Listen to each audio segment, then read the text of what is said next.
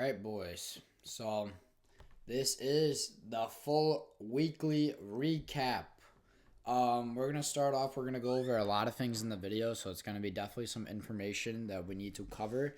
Everything that we have learned, all the trades that we took today, what exactly happened today, what type of trading day we had. Really, there's not an excuse for price action. Once again, I'm just gonna be completely honest. I definitely could have made more this week. We did not have a single trade hit full take profit on the entire week, but I still ended up green on the week with every single day being green. I haven't had a red day since the 6th.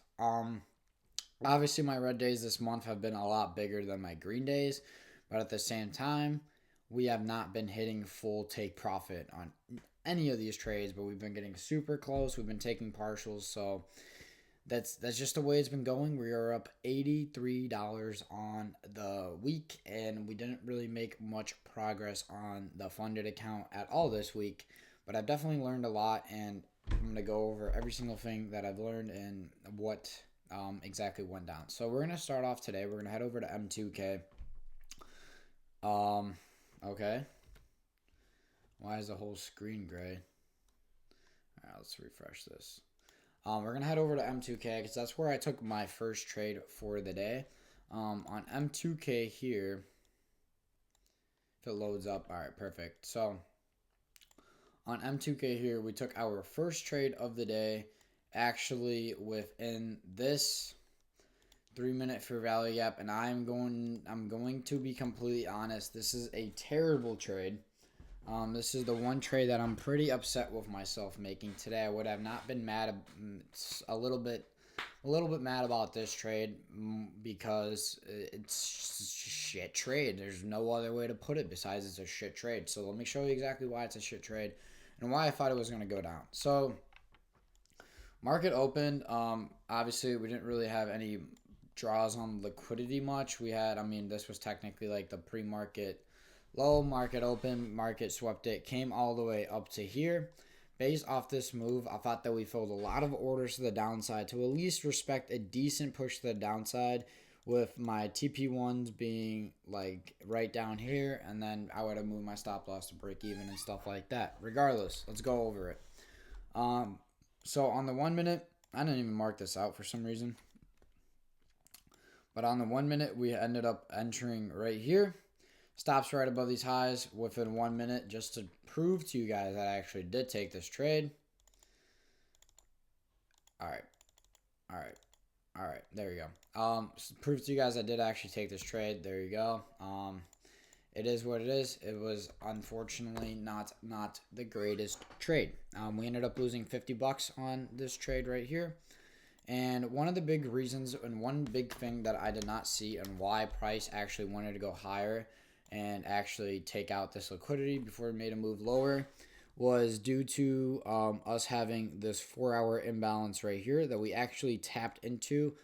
Based off that, I should have been looking for trades in the completely opposite direction. Obviously, it's not what happened, and then price decided to go up lower and actually take this liquidity out, which obviously the market's always going to have a draw on liquidity. And based off liquidity getting taken out, I entered this trade long, but this is the third trade of the day. The reason I actually entered this trade long was more due to the fact that I thought the NASDAQ was going to make a significant push up, and I thought price was just going to come above these highs. Again, this broke even. I think I made like $5 on here. It is what it is. I just exited early. We were chopping around a lot. And we also made this impulsive move up where we had a pretty significant... let's see here. We had like a pretty significant, we had multiple fair value gaps that I was entering based off of. So I wasn't actually too mad about this trade at all. This was a lot better, but again, to be honest, this is pretty shitty because at the same time, we just swept resting liquidity. Then price decided to make a move down after that. Based off this, I should have been looking to go short off here again. If you go and look at the 2 minute, we ended up having this 2 minute fair value gap that price literally just came into, and the second price did. We ended up having this massive drawdown. I think it was even bigger on the 3 minute. Yep, we even had this inverse right here on the 3 minute. We had this inverse fair value gap. Price ended up coming into it. and then we made a significant move back down to the downside. So I mean, it is what it is. That's just the way today's trading was, and I mean, unfortunately, there's not much there's not much ways to really go about what has happened today. So we definitely missed the entry there to the downside on M2K. Definitely could have made a lot more money than I did. So now let's head over to the NASDAQ, where this was basically the main trade of the day. And your boy Dan, bottom wick, I can't say it, but I can't say that word. I'm not saying a bad word. Don't worry. I'm not saying what you guys think. I'm just saying I was gonna say like I was gonna call myself like Jesus, but I'm not. I can't do that. Gotta respect. Gotta represent. So I'm bottom wick. God, what am I trying to think of like a good way to say this without like going against my own morals. I'm bottom wick goat. That's what you guys are. Bottom wick goat Dan, bro. All right, so we ended up having this 5-minute fair value gap. I literally moved my limit order right here at this 50% point. Literally the second that happened, bro, I bottom wick goat once again. We tapped into it, ran straight to TP1. I was in with 3 contracts. I took a contract off. I made $50 for taking that contract off. The second that happened, I moved my stop loss to break even, just a little bit above it. I honestly thought we were gonna smash this whole thing, and honestly, well, I mean, we did. It's just market was honestly chopping around a lot. So unfortunately, that's what ended up happening today. But now we actually came up and swept this liquidity. So now I would possibly be looking for a further move to the downside. But I still think market is gonna want to test all-time highs. And now let's talk about a little bit about my strategy and why none of these trades really fit in my strategy. And realistically, today should have been a no trade day or maybe just that short on M2K and absolutely nothing else. And the reason that is because I should have been, like I said, I should only be trading when market sweeps liquidity. That is the mistake that we made last week that we went away from last month. Last month we had a really good green month and a lot of my trades were actually really solid, and I was getting to the point of that. Today was kind of a day that I think I was kind of forcing trades again. Even though I'm up on the day, I'm up green on the day, I'm not really happy about with the way I've traded today. This trade honestly wasn't terrible. I almost knew that market was going to want to go up, so I decided to take that trade. But on any day, I mean, technically this trade does not fit in with my strategy. I mean, we were chopping around. We generated all this extra liquidity. Price then kind of made a move down, swept out all these internals, but again, no major liquidity. Our resting liquidity to the downside to get swept was all the way down here. Obviously, we did not touch that. We just made a move up. And now we actually ended up getting an entry to... If I actually took this entry to the downside, I mean... You have this right here, 50% mark. I would have entered short based off this. Stops. Oh, I mean, that's a really tight stop. That's only 9 points. I mean, realistically, I mean, that's also a very small target, too. I would still most likely be in this position. Dude, this would have to be like a realistic price target. That's like full. That's probably like full take profit. That's what we'd have. That's what we would have to be in.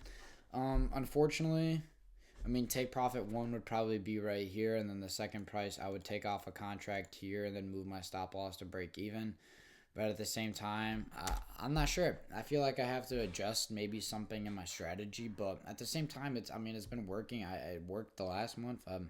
Don't really want to switch anything. I don't want to. There's nothing. You can't fix anything that's broke. You can't fix something that's already works. You can just only make yourself better with it. Also, this order block absolutely smacked. For example, if you were looking to wait a little bit longer with this trade and try to take a trade within a fair value gap in an order block, that also would have smacked. And also, that's almost the exact same thing that happened here. And I've kind of been like looking at combining fair value gaps and order blocks, because right here with this move, Did this wick touch into an order block? Hell no. But did this wick touch into an order block? Yep. As a matter of fact, it did. And it also, so hypothetically, that's a better entry. Price tapped into that order block and then decided to make that move up almost all the way. I mean, I guarantee you, if I enter down here, my take profit, I mean, it still would have been London highs, but I mean, regardless, that's just the way the week's been going. Let's go. Let's take a little look at ES. I think ES honestly looked a little bit better for the trade I was looking at. So ES had this 1 minute fair value gap right here. The second that price drew into it, I almost wanted to enter long off here. I think it was almost the exact same time that I entered long on the Nasdaq. Let's double check. No, it was a little bit before. So I definitely had the opportunity to enter long here on ES, and obviously this would have ended up playing out. I would have probably took 4 contracts, stops right below these lows, and then price target. This would be TP1, and then I would realistically be targeting London highs. So this would have hit TP1, and then I would have broke even anyways. So a lot of my trades have been going like that. Yeah, I would have broke even, and this would have prevented a loss. But at the same time, we never even ended up coming out and taking out London highs. We have a bearish SMT right now, so I think price definitely is going to want to make a move down. Yeah, we do have a bearish SMT. NQ keeps tallying lower, like I said, based off that order block entry. This is pretty banging. It is what it is. There's definitely a lot to learn still. We're learning a lot. This week was definitely rough. Definitely a lot happier with this week than last week. Last week was, we blew basically all of the account progress that we had from January. So that did suck, and it's definitely a grind on this account right now.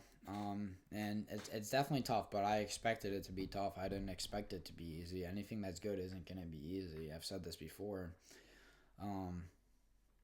It is just tough. There we go. I mean, check that out. We basically almost just hit full TP.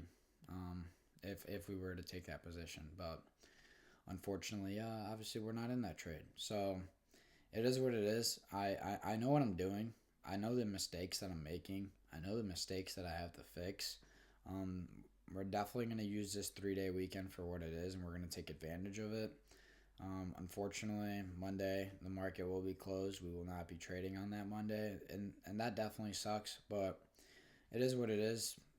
There's not much you can do about it, and unfortunately, today just didn't work the way I wanted it to. And another thing that I really am starting to realize is that if a move has a single fair value gap in it, for example, like we got this fair value gap right here, price obviously came up, respected this one, but we have all these other ones. We have this one, we have this one. Is this an inverse fair value gap? Is this an inverse fair value gap?